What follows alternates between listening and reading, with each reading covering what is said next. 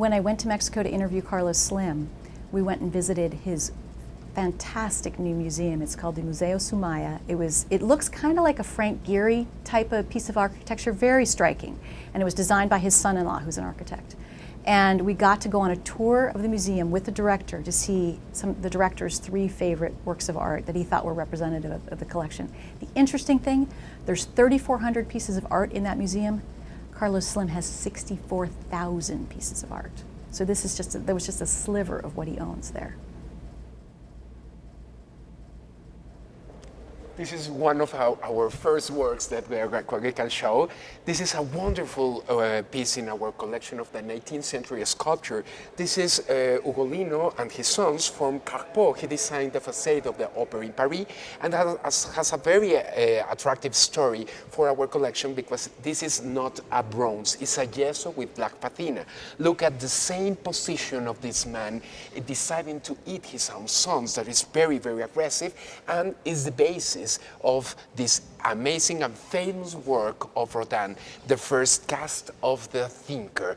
This man that expressed all the symbol of the modernity and have a connection with another and very recently acquisition that is Salvador Dali and his anthropomorphic cabinet, that is this man for the postmodernity with these like boxes to share secrets that are very unconfessable.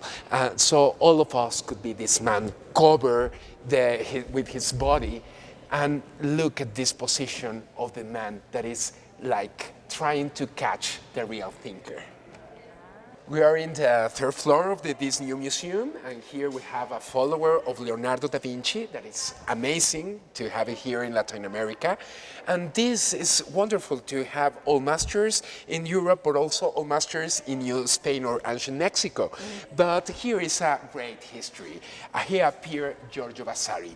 Giorgio Vasari is the most important art historian of the Renaissance, but we buy it only like an unknown Italian artist for the 16th century. We have all this research to find that is a limestone and painted with oil and belongs, nowadays we know it for 2 years for research, for Constanza de Medici, and she paid to Vasari 20 ducats. But you bought it, when you bought it, you didn't know who the artist was? No, we bought it like an unknown Italian artist for the 16th century, and nowadays this is the unique Vasari in all Latin America.